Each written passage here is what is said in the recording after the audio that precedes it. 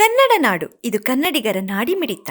ಈ ದಿವಸ ಬಳ್ಳಾರಿಯ ವಿಶ್ವೇಶ್ವರ ಲಾರಿ ಟರ್ಮಿನಲ್ ಮಾಲೀಕರ ಅಧ್ಯಕ್ಷ ಸ್ಥಾನದಲ್ಲಿ ವಿವಾದ ಅಂದ್ರೆ ಏನು, ಕಾನೂನು ಬಾಹಿರವಾಗಿ ಬಾಯ್ಲಾ ಪ್ರಕಾರಕ್ಕೆ ಎಲ್ಲ ಲಾರಿ ಮಾಲೀಕರು ತಮ್ಮ ಸ್ವಯಂ ಇಚ್ಛೆಯಿಂದ ಒಂದು ಜನರಲ್ ಬಾಡಿ ಮೀಟಿಂಗ್ ಮಾಡಿ ಒಂದು ಅಧ್ಯಕ್ಷಕ್ಕೆ ನಿರ್ಮಾಣ ಮಾಡ್ತಾರೆ. ಅದಕ್ಕೆ ಬಿಟ್ಟು ಇಲ್ಲಿ ತಮ್ಮ ಶಕ್ತಿ ಅಂತ ಹೇಳಿ ಯಾರೇ ಒಬ್ರು ಬಂದು ಇದಕ್ಕೆ ಅಧ್ಯಕ್ಷ ಸ್ಥಾನವನ್ನು ಇದು ಮಾಡ್ತಾರೆ. ಇಲ್ಲಿಗಲ್ ಆಗಿ ಯಾವುದೇ ಇರಲಿ ಕಾನೂನು ಒಳಗೆ ಬೈಲಾಸ್ ಇರ್ತದೆ, ಅದಕ್ಕೆ ಒಂದು ವ್ಯಾಪ್ತಿ ಇದೆ. ಅದ್ರ ಲೆಕ್ಕ ಪ್ರಕಾರಕ್ಕೆ ಇಡೀ ಲಾರಿ ಮಾಲೀಕರಿಗೆ ಕರೆದು ಮೀಟಿಂಗ್ ಮಾಡಿ ತದನಂತರ ಆಯ್ಕೆ ಆಗಿ ಒಂದು ಪ್ರಾಸೆಸ್ ಇರ್ತದೆ. ಅದ್ರ ಲೆಕ್ಕ ಪ್ರಕಾರಕ್ಕೆ ಅಧ್ಯಕ್ಷ ಘೋಷಣೆ ಮಾಡಿದ್ರೆ ಚೆನ್ನಾಗಿರ್ತದೆ ಅಂತ ಹೇಳಿ ನಾನು ಇಷ್ಟಪಡ್ತೀನಿ. ಇದಕ್ಕೆ ಹಳೆ ಬಾಡಿ ಅಂತ ಹೇಳಿ ಇಲ್ಲಿ ಬಾಡಿ ಇತ್ತಲ್ಲ, ಅದಕ್ಕೆ ನಾನು ಉಪಾಧ್ಯಕ್ಷನಾಗಿದ್ದೆ ಬಳ್ಳಾರಿ ವಿಶ್ವೇಶ್ವರ ಲಾರಿ ಮಾಲೀಕರ ಸಂಘಕ್ಕೆ. ಇನ್ನ ನಾವು ರಾಜೀನಾಮೆ ಕೊಟ್ಟಿಲ್ಲ. ಮೆಹಬೂಬಣ್ಣ ಅವರು ನಮ್ಮ ಮಿಕ್ಕಿದ್ದ ಸದಸ್ಯರುಗಳು ಎಲ್ಲ ಹಂಗೆ ಇದ್ದಾರೆ. ಅವರು ಕಾನೂನು ಬಾಹಿರವಾಗಿ ಅಧ್ಯಕ್ಷ ಅಂತ ಹೇಳಿ ಘೋಷಣೆ ಮಾಡಿದ್ದಾರೆ. ಅದು ಕಾನೂನಿಗೆ ತಪ್ಪು. ಅದಕ್ಕೆ ತಾವು ನಮ್ದು ವಿರೋಧ ಇದೆ. ತಾವೆಲ್ಲರೂ ಎಲ್ಲ ಲಾರಿ ಮಾಲೀಕರ ಅನುಮತಿ ಲೆಕ್ಕ ಪ್ರಕಾರಕ್ಕೆ ತಾವೆಲ್ಲ ಬಂದು ಜನರಲ್ ಬಾಡಿ ಮಾಡಿ ಒಂದು ಅಧ್ಯಕ್ಷ ಮುಂದಿನ ದಿನಗಳಲ್ಲಿ ಒಂದು ಅಧ್ಯಕ್ಷ ಅಂತ ಹೇಳಿ ಆದ್ರೆ ಚೆನ್ನಾಗಿರ್ತದೆ ಅಂತ ಹೇಳಿ ಹೊಂದಾಣಿಕೆ ಮಾಡ್ಕೊಂಡೋಗಿ. ಈ ಸಂಸ್ಥೆ ಬಹಳ ಕಷ್ಟವಾದ ಸಂಸ್ಥೆ ಇದು, ಲಾರಿ ಮಾಲೀಕರದ್ದು. ಇದಕ್ಕೆ ನಾವು ನೀವು ಅಂತ ಹೇಳಿ ಗುದ್ದಾಡ್ಕೊಂಬೋದು ಒಳ್ಳೇದಲ್ಲ. ಇದಕ್ಕೆ ಎಲ್ಲಾ ಲಾರಿ ಮಾಲೀಕರು ಕುಂತ್ಕೊಂಡು ಒಂದೇ ಮಾರ್ಗದಲ್ಲಿ ಹೋಗಿದ್ರೆ ಎಲ್ಲರೂ ಉಳಿತಾರೆ ಅಂತ ಹೇಳಿ ಹೇಳಕ್ ಇಷ್ಟಪಡ್ತೀನಿ. ಇವತ್ತು ಮೀಟಿಂಗು ಇಡೋ ವಿಷಯ ಏನಂದ್ರೆ, ಈಗ ಮೊನ್ನೆ ಏನು 16/5/2026 ಅನಾನುಕೂಲವಾಗಿ ಏನೋ ನಾವು ಪದಾಧಿಕಾರಿಗಳಂತೇಳಿ ಏನು ಬಂದಾರ, ಅವರು ಇನ್ಲೀಗಲ್ ಆಗಿ ಬಂದಾರ. ಯಾವುದೇ lorry owner general body meeting ನಡೀಲ್ಲ. ನಾನು ಪ್ರಧಾನ ಕಾರ್ಯದರ್ಶಿ ಇದ್ದೀನಿ, ನನಗೆ ಮಾಹಿತಿ ಇಲ್ಲ. ಅದಕ್ಕಾಗಿ ಇದು ಏನಿದ್ದು ಈ ಬಾಡಿ ಏನಾರ ಒಂದು ವೇಳೆ ರಿಜಿಸ್ಟ್ರೇಷನ್ ಆದ್ರೆ ಅದು ವಜಾಗೊಳಿಸಿ ಜನರಲ್ ಬಾಡಿ ಮೀಟಿಂಗ್ ಇಟ್ಕೊಂಡು ಆಯ್ಕೆ ಆಗ್ಬೇಕು. ಇವರು ಯಾರು ಈಗ ಅಧ್ಯಕ್ಷರಾಗ್ಯಾರ ಅವ್ರಿಗೆ ಸಭ್ಯತ್ವ ಇಲ್ಲ. ಅಂತವರಿಗೆ ಬಯಲ ಪ್ರಕಾರ ಅವರು ಅಧ್ಯಕ್ಷರಾಗಕ್ಕೆ ಅನರ್ಹರು. ಗೌರವಾಧ್ಯಕ್ಷರ ಮೇಲೆ ಕೇಸ್ ಐತೆ, ಅವರು ಕೂಡ ಅವ್ರನ್ನು ವಜಾಗೊಳಿಸ್ಬೇಕು. ಆಮೇಲೆ ಒಂದು ವೇಳೆ ಜನರಲ್ ಬಾಡಿ ಮೀಟಿಂಗ್ ಅಲ್ಲಿ ಹೆಚ್ಚಿನ ಜನ ನಾವು ಆಗ್ತೀವಿ ಅಧ್ಯಕ್ಷರು ಅಂತ ಹೇಳಿದ್ರೆ ನಾವು ಎಲೆಕ್ಷನ್ಗೆ ಹೋಗ್ಬೇಕಂತ ತೀರ್ಮಾನ ತಗೊಂಡ್ವಿ. ನಮಸ್ಕಾರ.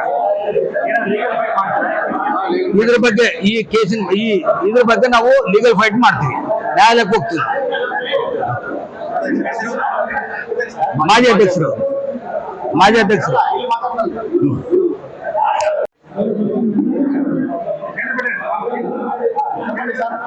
ಎಲ್ಲ ಲಾರಿ ಮಾಲೀಕರಿಗೂ ಹಾಗೂ ಮೀಡಿಯಾ ಮಿತ್ರರಿಗೂ ಎಲ್ಲರಿಗೂ ನಮಸ್ಕಾರ.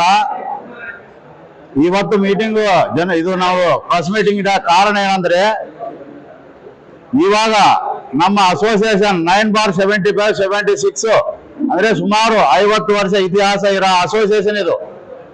ಆದ ಕಾರಣ ಮೊದಲು ಇವಾಗ ವೆಂಕಟರಾಮನ್ ಅವರಿದ್ರು, ಅದು 25-30 ವರ್ಷ ಆದ್ರು. ಅವರು ಕಂಟಿನ್ಯೂ ಆಗಿ ಅಸೋಸಿಯೇಷನ್ ಅಧ್ಯಕ್ಷರಾಗಿ ಮಾಡಿದ್ರು.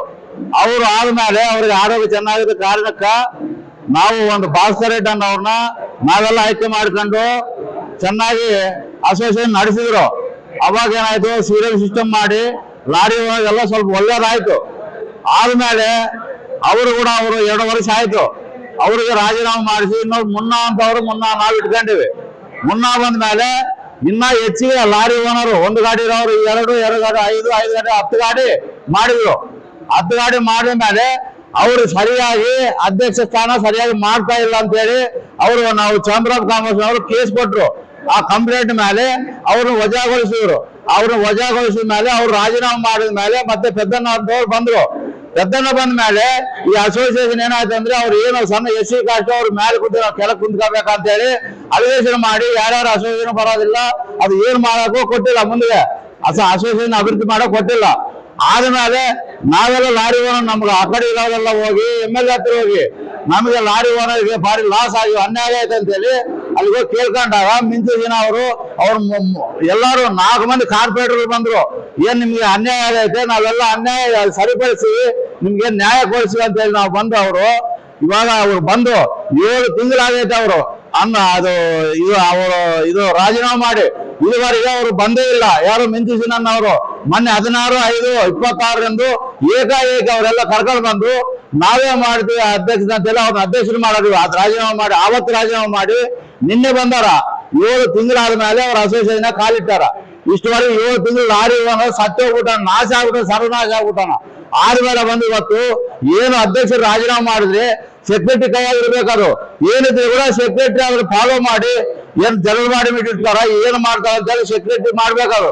ಇದು ಮಾಡ್ಲಿಲ್ದಂಗ ಅಲ್ಲಿ ಇಲ್ಲಿಗಲ್ ಆಗಿ ಅವರು ನಾವೇ ಅಧ್ಯಕ್ಷರು ಅಂತ ಹೇಳಿ ಅವರು ನಂಬರ್ಶಿಪ್ ಇಲ್ಲದಾಗ ಕೂಡ ಬಂದು ಅವ್ರು ಮಾಡ್ಯಾರ. ಇವಾಗ ಅದಕ್ಕಾಗಿ ನಾವು ವಿರೋಧ ವ್ಯಕ್ತ ಮಾಡ್ತಾ ಇದೀವಿ.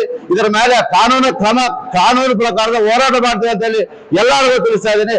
ಎಲ್ಲ ಲಾರಿಯವರಿಗೂ ನಮಸ್ಕಾರ. ಇರಾಬಾಡಿ ಅವ್ರು ನಾವು ಕಾನೂನು ಪ್ರಕಾರ ಹೋರಾಟ ಮಾಡ್ತೀವಿ. DRC ಆಫೀಸ್ಗೆ ನಾವು ಲೆಟರ್ ಕೊಟ್ಟಿವಿ, ಅವ್ರು ಅನಧಿಕೃತವಾಗಿ ಬಂದಾರ ಅಂತ ಹೇಳಿ. ಅವ್ರು DRC ಅವ್ರು ಏನ್ ಕ್ರಮ ತಗೊಂತಾರೋ ಅದಕ್ಕೆ ಆದ್ರೆ ಕೂಡ 21 ದಿವಸ ಟೈಮ್ ಇರ್ತೈತೆ ಅವ್ರಿಗೆ. ಅದು ಕಾನೂನು ಪ್ರಕಾರ ಮಾಡಾಕ ಅವ್ರು ಏನ್ ಮಾಡ್ತಾರೋ ಅದರ ಪ್ರಕಾರ ನಾವು ಮುಂದೆ ಸಾಗ್ತೀವಿ ಅಂತ ಹೇಳಿ ತಿಳಿಸ್ತಾ ಇದೀವಿ. ಸಮಗ್ರ ಸುದ್ದಿಗಳಿಗಾಗಿ ತಪ್ಪದೆ ನೋಡಿ ಕನ್ನಡ ನಾಡು ವಾಹಿನಿ. ಸಬ್ಸ್ಕ್ರೈಬ್ ಮಾಡಿಕೊಳ್ಳಲು ಕೂಡಲೇ ಪಕ್ಕದಲ್ಲಿ ಕಾಣುವ ಬೆಲ್ ಐಕಾನ್ ಕ್ಲಿಕ್ ಮಾಡಿ ನೋಟಿಫಿಕೇಶನ್ ಪಡೆಯಿರಿ.